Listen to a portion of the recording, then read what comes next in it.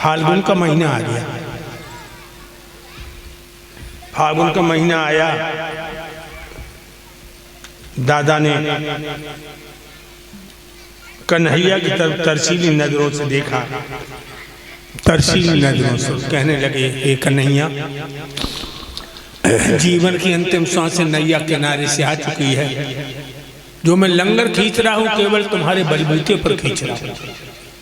हे श्याम सुंदर, यहां तो तुम पण्डवाओं का पक्ष बजाते रहे, अब ये बूढ़ा मर के तुम्हारे दरवाजे पे आ रहे हूं, निठुर न बन गई। भगवान की आंखें छलक आई और कन्हैया कहने लगे, हे करमवीर, हे भारत के भूषण, ये प्रलाप न दिखाओ, जाओ शांति से बयान करो। हमारी भक्ति में अर्जुन की ठेकेदारी नहीं है। मैं यहां भी तुम्हारे साथ हूं, वहां भी तुम्हारे साथ। उसी समय ओम शांति कहकर दादा ने अपने शरीर को छोड़ दिया, मर गए भीष्म। कितनी उम्र थी? 285 वर्ष 6 महीने 11 दिन की उम्र थी भगवान कन्हैया के भक्त भीष्म की।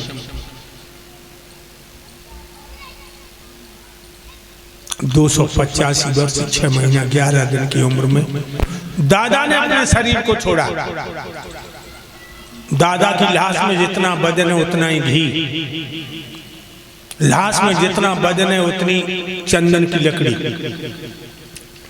लाश में जितना वजन है उतनी धूप, और दादा के शरीर की हवन कर दो पंडवाओं।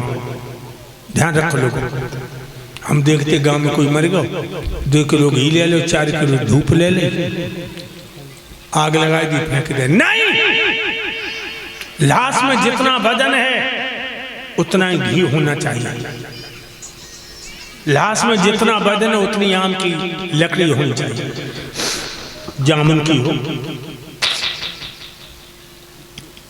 लाश में जितना वजन उतनी धूप होनी चाहिए। जब लाश जले तो बदबू ना आए, खुशबू आए, मानो हवन हो रहा। इसलिए तुम हजार रुपए की दारू पी जाते हो, गुटखा खा जाते हो, बीड़ी फूंक जाते हो।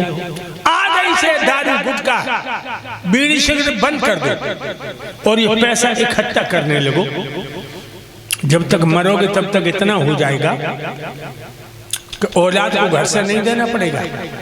ध्यान रखो। अच्छा, हाथ उठाओ, कौन कौन नहीं मरेगा? कोई ऐसा है जो नहीं मरेगा?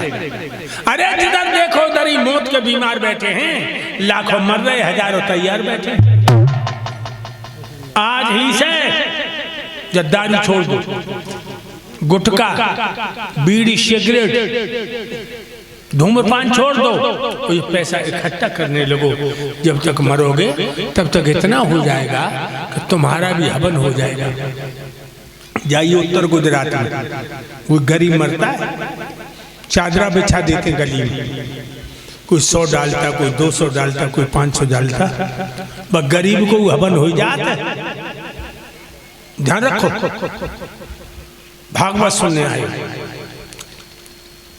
आज ही से बुरे व्यसन छोड़ दो, दारू, अंडा, मांस, ये गंदी चीजें सेवन मत करो, पैसा इकट्ठा करो। आज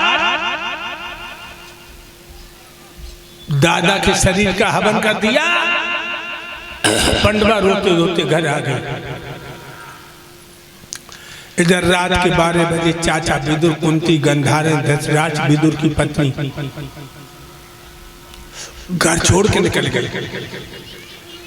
कहां के लिए? व्यास आश्रम के लिए। ध्यान रखना लोगों, सवेरा होने से पहले बिस्तर तैयार कर लो। मौत तुम्हारी खोपड़ी पे ताल ठोक रही है। या औरत, या औलाद, या दौलत, या परिवार, या हवेलियां, सब यहीं रह जाएंगे। तासो पहले ही तलब होने लगो, पहले से अलग। न जमराज को जूत पड़ेगा तब अलग हुए तो फायदा क्या? पहले से अलग होने लगो। तो अंतिम समय पर आत्मा शरीर को छोड़ेगी, कष्ट नहीं होगा, वेदना नहीं होगी, मेरा दावा है। जब चाचा विदुर कुंती गंधारी धृतराष्ट्र विदुर की पत्नी दुनिया से चले गए, धर्मराज को पता लगा, अपने चारों भैया बुलाए, नकुल सहदेव भीम और अर्जुन। वो कहने लगे भैया जी जीवन क्या है, मृग तृष्णा, इसमें विश्राम नहीं मिलता। हम तुम रोते रोते पैदा होते हैं, सारी जिंदगी हाय हाय रो रो के चली जाते हैं, रोने वाले भी साथ छोड़ जाते हैं। धर्मराज कहने लगा प्रायश्चित करना है तो चलो हिमालय में गल जाएं।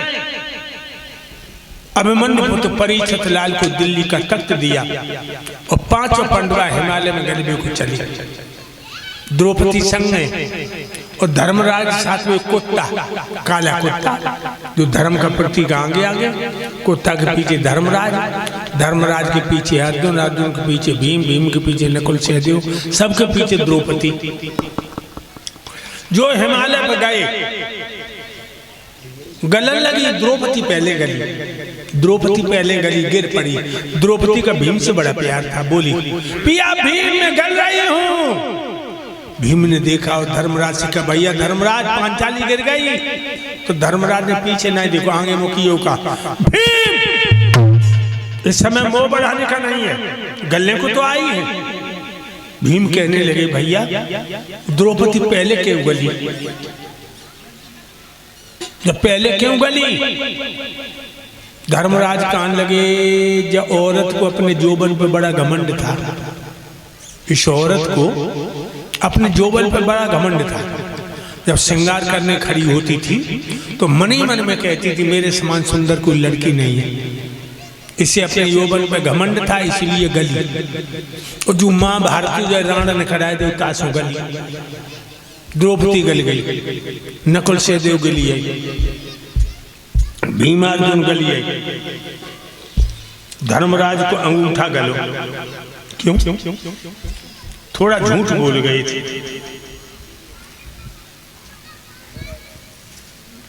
कुरुक्षेत्र में अश्वत्थामा की मृत्यु की घोषणा कन्हैया के कहने से झूठ कर दिया। अश्वत्थामा नाम को हाथी मारो, और इन्होंने कहा अश्वत्थामा हाथा नरवा कुंजरो न भाई तो शंख बजिए। तो अंगूठा गलिया। प्रेमपाल, शिषपाल सुन रहे हो? कहा सुन रहे? पीछे देख रहे। चित्त तो एक ही हुए, चाहे कथा में लगा लो चाहे पीछे लगा लो। ध्यान रखो, अपने मन को एकाग्र करो, चित्त को एकाग्र करो। एक बार कन्हैया के कहने से झूठ बोले, अंगूठा गलिया। और शिषपाल हम तुम सवेरे संजय कितने झूठ बोलते हो, बताओ मरे हो कि जिंदा हो? अगर आधार को पूछी जाए तो जिंदा नहीं है, मुर्दे। आप लोग सोचते होंगे खाते पीते सोते जगते चलते फिरते बोलते चालते मुर्दा है। हाँ, जिंदा वो माने जाते जो प्रभु से प्रीत लगाते हैं, जगत जाल में फंसने वाले सब मुर्दा कहलाते हैं। जिंदा वो माने जाते जो प्रभु से प्रीत लगाते हैं, जगत जाल में फंसने वाले सब मुर्दा कहलाते हैं। मेरी एक एक बात को दिमाग में रखना मेरे दिल। धर्मवीर जिंदा है, मुर्दा सब पापी शैतान रे। गुरुदेव तुम्हें आज बतलाए रहे हैं, सुनो लगा के ध्यान रे। गुरुदेव तुम्हें आज बतलाए रहे हैं, सुनो लगा के ध्यान रे। जिंदा वो माने जाते जो प्रभु से प्रीति लगाते हैं। सुबह जगते हैं, आंखें बंद करके अपने प्यारे भगवान से कहते मेरे प्राणों के प्राण परमात्मा, आज दिन में हम पे ऐसा कोई काम न हो जाए, मेरा नाम कहीं बदनाम न हो जाए। और शाम को कहते हैं मेरे प्रभु जो दिन में हमसे गलती हुई हूँ अपना नादान बच्चा समझ के क्षमा करो, जिंदा है। और जो औरत के नशा में, दौलत के नशा में, औलाद के नशा में न मौत की याद है और न परमात्मा की याद है, यही मुर्दा है। धर्मवीर जिंदा है, मुर्दा सब पापी शैतान। और सुनो, सभी स्वार्थी मरे हुए जिंदा परोपकारी हैं, मरे हुए सारे व्यभिचारी जिंदा सब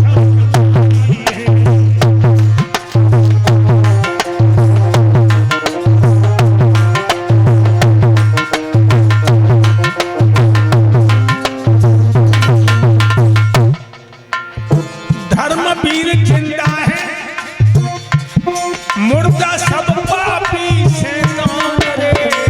देव तुम्हें बता रहे सुनो लगाए ध्यान रे, देव तुम्हें बता रहे सुनो लगाए ध्यान रे। कितनी सुंदर बात आई। सभी स्वार्थी मरे हुए हैं, जिंदा पर उपकारी हैं। जो हमेशा अपना उल्लू सीधा करने की बात करते हैं, दूसरे का भला बुरा नहीं देखते हैं,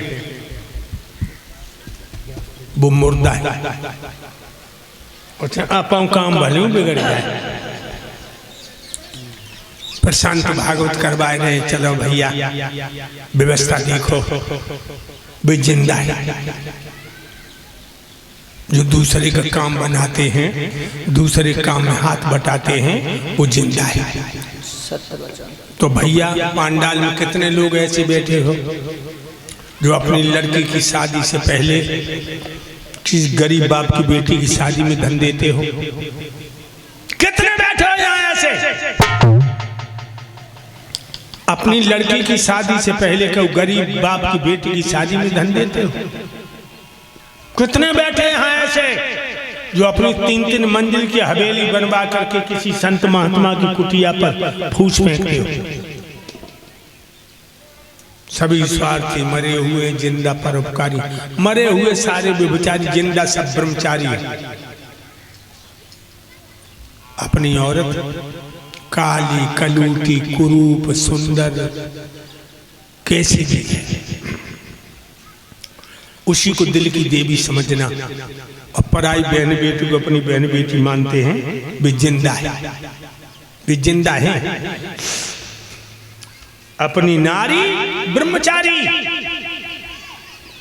अपनी औरत कुरूप हो चाहे सुंदर हो चाहे चतुर हो चाहे पागल हो, वही प्राणी से प्यारी है, वो ही दिल की रानी है, वो जिंदा है। और जिनकी आंखें स्वर्ग वाले है, घर में भूखी नंगी बैठी घरवाली और रसगुल्ला खाई रही बाहर वाली। घर में भूखी नंगी बैठी घरवाली और रसगुल्ला खाई रही बाहर वाली, समझो वो ही मुर्दा है। न उन सालों को यहाँ इज्जत मिलेगी न परमात्मा की। ध्यान रखना। इसलिए धर्मवीर जिंदा है, मुर्दा सब पापी शैतान। मेरे भाइयों, आसमान से विमान आया, उतर पड़ा, इंद्र विमान में से उतरा और कहा बैठिए महाराज।